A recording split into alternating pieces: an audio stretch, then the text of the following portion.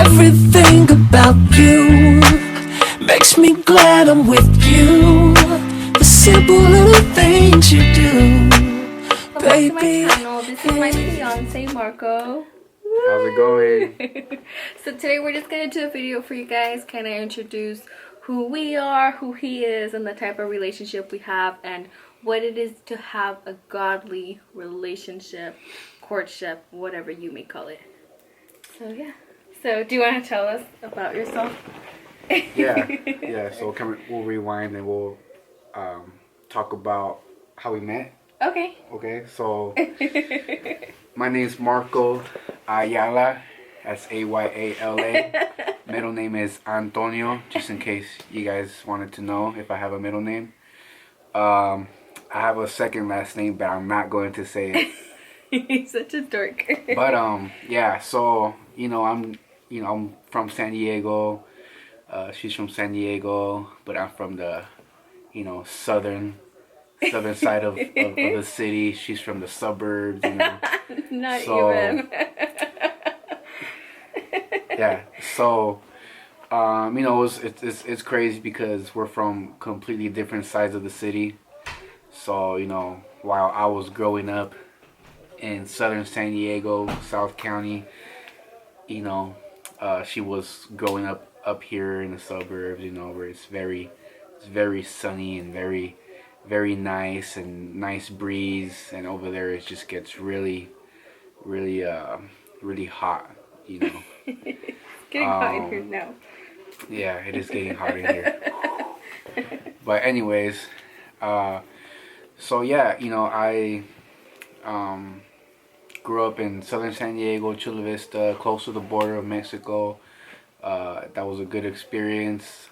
Started going to church at the age of 17 when my mom, she started going to church. My parents started going to church. I was 17. I didn't actually give my life to God until I was about 21. So from 17 to 21, I was just being very rebellious still. But I really thank God because, if it wasn't for God, if it wasn't for me cooperating with what God wanted to do in my life, I would have never met Darla or Darlene. I don't know how she introduces herself here. It's Darla. With Darla, so I thank God for allowing us to, come together. Mm-hmm. And so I'm really thankful for that. We met at church through mutual friends. Mm-hmm. Okay, it just happened. Shout out to you. Yeah, shout out to you guys. It's all because of you. Yeah. So through mutual friends, my best friend, brother Jacob, man, I love you. His wife actually knew Darla since they were kids, and so somehow they reunited. And by that time, I was already, very fit, and it was just a perfect time. Ready. I had my, about 4 years going to church, saved and everything. So if she would have met me maybe at my first year of being saved, it probably would have been different. She probably wouldn't have liked me because I was still kind of immature, But it was just the perfect timing. I was in ministry, playing the drums. I think I was playing the drums already. Yeah. Yeah, I was playing the drums. And preaching.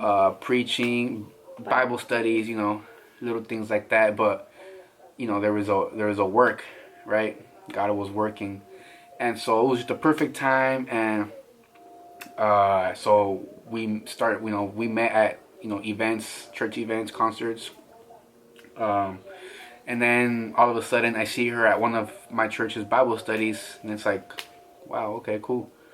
And so just next thing you know, she starts coming to my church. So it's like, okay, cool. I don't really know this girl, but it's just, a guest visitor. That's cool. And, that's all it was for about a year. He's just friends and just talking and, just hanging out a lot, with all our friends, going to the beach and stuff. And it was just kind of we would very talk. Healthy, yeah, and clean friendship. Yeah. There was, if there was any communication with us, it would just be like a you know. Hey, God bless you. Yeah. Hey, brother. Hey, sister. And so, yeah, it was like that for about a year. Until, I don't know how it happened. I think we just started hanging out a lot. Oh, okay. So, see, it was my friend Jacob and his wife and Darla would always be together. So I would always be with Jacob, and so I think that's how we started getting just closer. And when we would go out, hang out, it would be just us four a lot. So I had no choice but to talk to her, because she was always sitting next to me. Stop it. Because it was Jacob and his wife in the front, and I would sit in the back next to Darla. So, it would have been much weirder. You were secretly hoping you would talk to her. Yeah, sure. You too.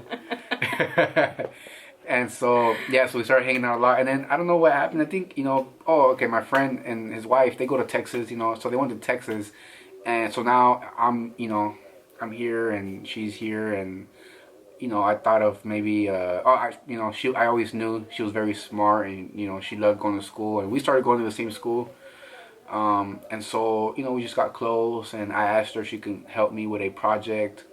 So we went out to this foreign restaurant, Vietnamese, because I was doing a project on culture, different cultures. I chose the Vietnamese culture because I liked their food. We would always go eat their food. So, and so, she came, she helped me, went to the restaurant. It was kind of like, I guess, it felt more like a date. Right? It's kind of weird, yeah. Yeah, so it was more like a date. But you missed the part about how I had actually told them, I said, my parents don't know you. They know you, but they don't really know you. And they probably aren't going to be okay with me just go out with some random guy that they don't really know. And I said, in my head I'm thinking, I want this guy to kind of come talk to my parents, but we're still friends. That's kind of awkward. And so I texted him and I said, hey, you think there's any way that maybe you can come, talk to my parents and let them know, we're just going to go eat and do the school project. And in my head, I'm thinking, this guy, he's like a year older than me. He's going to think I'm just like a dumb little girl. He's going to be like, you're crazy. No way. I'm never going to go meet your parents. And so I was like, okay, God, like this is you right now, because I got to do what's right. I don't want to sneak behind my parents' back and just say, I'm going to go with a friend. Yeah, like, that's not cool at all. And so when I texted him that, my heart was pounding. I said, this is like the end of something or the beginning of something. And he said, wow, I was actually thinking about doing that as well. I'll be there at 6:30 to talk to your parents. And I was like, whoa, okay. So if you start right, everything else just goes smoothly from there. So I mean, it's good that she brought it up, because she had much more deeper feelings about that. I was just kind of like, yeah, no problem. I was kind of, I told her that it was just something, that's just the way I am. I understand that, she was very, she had a very decent home, parents who loved her, and parents they're very involved in her life. So I understand that, I have to respect that, and I have to keep up with that. So I knew that the right thing to do would be to meet them and just let them know, who she's with, and, what I'm about, what kind of person I am. That way they're not like worried or tripping. Who's this guy? Because, And the funny part was, I think, right before we're getting up to leave, you asked my dad, so what time do you want her home? And he's like, by 9 p.m. And see that, because I know that parents that are very involved, especially dads that are very involved in their daughter's life, because that's like their baby, like she's his baby. So I know that, I understand that they're really how can you say, they're very into the whole time. You gotta be there at this time. Yeah. And so they see like that a lot. What they say goes. Yeah. So they look at that a lot at the time. So I didn't want to. I didn't want the first time to be like, bring her home at, 12 o'clock. Yeah. Or whatnot. So I considered that. I paid attention to that. So I asked him that question. I'm not sure what time he said. What time did he say? 9 a.m. I mean 9 p.m. Sorry, 9 9 a.m. Yeah. Yeah, sorry. right. He said 9 p.m. We didn't come back at 9 a.m. No, okay? we It was didn't. 9 p.m., which I... p.m. Which we had already, it was like 7 p.m. by the time we were leaving my house. Remember? Like you said, you come at 6:30. We kind of spoke for about half an hour. And then it was 7 p.m. We were finally leaving. He said, I want her home by 9 p.m. It was literally 8:50 and I was already at my door of my house. I was like, this is crazy. But it was awesome and it worked out great. Plus, I wanted to go to sleep early. So I he made loves sure, to sleep early. Yeah, I made sure that, you know, she was here at the time that her dad wanted her to be. So like Cinderella. So that I can go to my bed and sleep because I needed to wake up early. So we started hanging out more. I invited her out to my family's Christmas gathering. And we did that a couple times. We hung out a couple times, you know. And take in mind, we had known each other for about a year already. So it wasn't awkward. It wasn't like she didn't completely know me at all. It wasn't like I didn't know her at all. We already had built a friendship, which is so important because we were able to just hang out and just be okay with it. Like, his family was okay with it, my family's okay with it, and you just kind of know, like, this is Darla's friend, and that's cool. Yeah, and she already knew my mom. She knew my grandma. She knew... And then I think that night, your cousin asked, I think, like, secretly, she asked you, like, is that your girlfriend? And he was like, what, her? No, she's my friend. And I was like, okay. But yeah, so, you know, deep inside we knew that maybe it was going somewhere. God knew for sure. That's for sure. And so, was there anything else that I missed? No. Okay. I mean, that's pretty good. So, and then basically, long story short, I think it was either that day or the day before Christmas Eve or after. You know, I kind of started, I knew what I wanted to ask, I knew what I wanted to say, but I was kind of like asking her, see how she felt, if she felt the same way. I think I was just kind of like, hey, so that's weird that my cousin asked that, huh? And so and at first I think I said no. And you're like, wait, but it was weird. And I'm like, I mean, I guess. And then he kind of emphasized on it. So I said, okay, he's going somewhere. So then I was like, yeah, I mean. Yeah, I was kind of expecting her to say either, like, you know, say something like, yeah, it was weird. Like, you know, when I asked her what she thought about my cousins asking if she was my girlfriend, I was expecting her to be like, yeah, you know, I didn't like that, or yeah, I like that. But she kind of just said, you know, it wasn't weird, or I didn't think anything of it. And so I was pushed to ask more, because what I really wanted to say was, you know, I see us together. So I ended up telling her, hey, well, or I asked her, hey, so do you see us as a couple? Is that something that you can see us getting into in the future? And then you said, do you see us like having the same type of ministries? Do you see us working together? So I ended up asking her what she thought about us, you know, getting to know each other more, or what she thought about us, you know, maybe getting, you know, start dating soon. And that's when, you know, my heart was pounding, and I was just like, okay, what is she gonna say? What if she just says I'm crazy, or what if she just says, you know what, we're just friends, or which I would have been able to take it, but at the same time I would have been disappointed. But however, she ended up, you know, saying that yeah, she feels the same. She feels that we can become, you know, boyfriend and girlfriend. You know, she sees a future, which is good because that was what I was asking. And so, you know, we didn't, I don't think we made anything official that day, but we just talked about it, and then we just kind of left it to be continued. We just got close, and we just started kind of talking to each other a lot. And so I couldn't wait anymore. So I was just like, I told her, hey, you know what, let's start dating, you know. However, I did say that I would want to talk to her parents first. So I believe it was after Christmas that we did that. You know, I sat down, I talked to her parents. I let them know that, you know, I really liked their daughter, and I would really want us to get to know each other more and start a relationship with the goal of eventually committing to marriage. And so her parents, you know, they they gave me the okay. And they prayed for us. Oh yeah, and they did pray for us. So that was good. Um and so after that, you know, we went out that same day, we went out to eat, we talked about our visions together, our ministry, um what maybe I wanted to do for God, my calling, my visions, the things that I like to do, things that I wanted to do.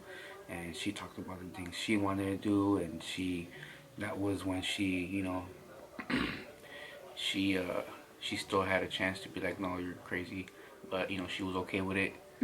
So she agreed, and we were equally yoked.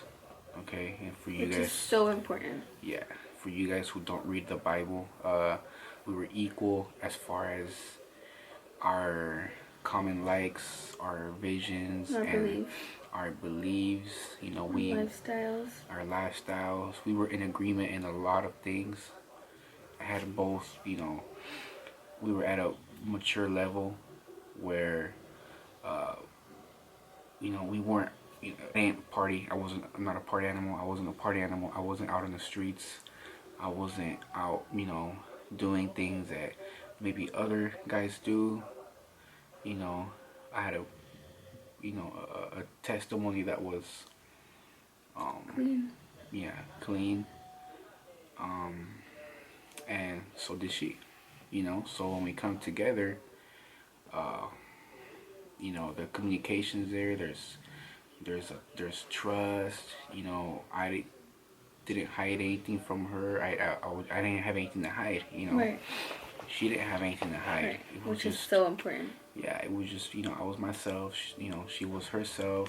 We've kept it going. We've communicated as best as we could, even though sometimes we fail, but we continue to communicate, and we share our issues and our thoughts and what's bothering us, and we come to an agreement, we come to terms about a mistake, and then we forgive each other, we keep it going, and that's just an important foundation that has has kept the relationship firm and founded level. And strong. Yeah, and strong, For yes. sure, strong. So, that's just pretty much how it all started. And we're here today, after Oh yeah. 8 yeah, months of dating. He officially proposed to me. Ooh.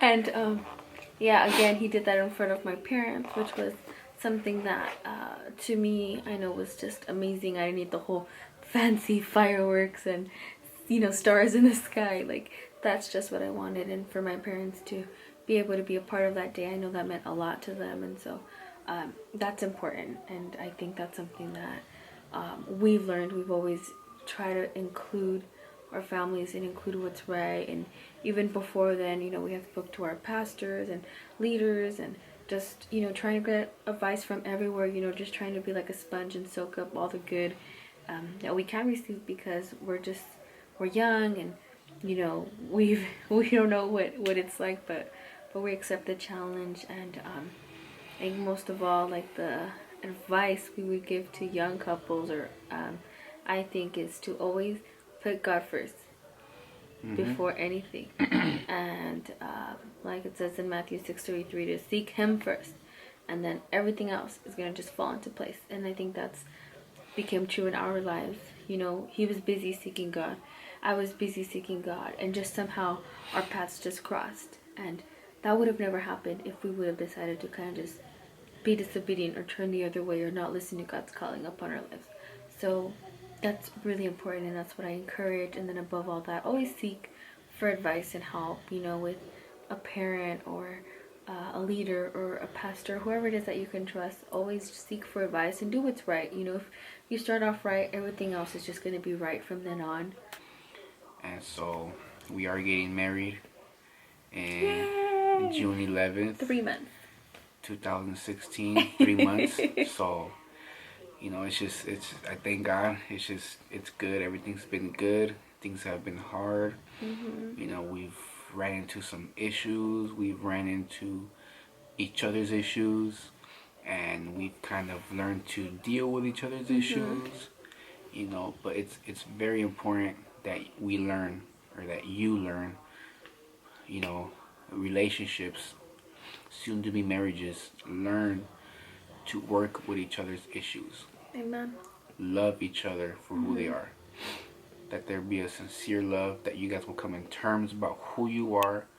And when you come to terms about who you are, that you could just accept each other's flaws and work with each other's flaws. And you remain in that love. Amen. And so, don't ignore the issues. Don't ignore each other's issues. Don't, right. Look the other side. Look the other way when you see something that maybe it bothers you. Right. I've expressed some stuff that maybe I kind of was like, whoa, and I explained to her, hey, I love you, I love you so much, and that's why we're getting married. I just wanted to bring this up, and she's done the same thing to me, but it's important that we do that. It's important that we would not ignore not ignore each other's issues, talk about it, so that way when it is brought up, it's not in a way of like, oh, I can't believe you're like this, and you're like this, and you're like that. After like months of being married, it just all comes out. No, you wanted it to come out casually as it goes, and not hold it in. As you go, and not hold it in. And it's a Christian relationship, a relationship that is founded on God's word, is very different, and is very, very it takes effort and commitment. Because when you love somebody and you want to be in a relationship with somebody, it is work. It is very hard work. It's not, it's not for lazy people. It's true. Okay, so that's our advice. Hope you guys are blessed. If you guys are not in a Christian relationship, we're not here to judge anybody. We're not here to say that we're better than anybody. We're just letting you know, hey, this is who we are. This is what we do. It's working for us. We love God, and we love Jesus, and we feel loved by God, and we share that faith. And hey,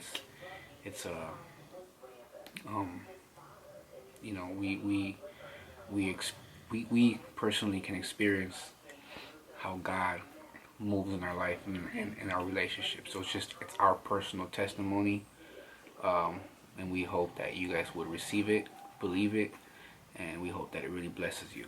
Exactly. We feel blessed, and we want you to be blessed. So if you have any questions or comments or anything, go ahead and feel free to ask us. We'll definitely be open with you 100%. And okay, so that's pretty much it. Like we said, if you have any questions, just go ahead and put it down below. Like our video, let us know how we can help you, or if we can pray for you, or whatever it is. And don't forget to subscribe. Thanks for watching, and now you know why I love my amazing fiance. God bless you guys. Good night. So you were talking about when you actually asked me out.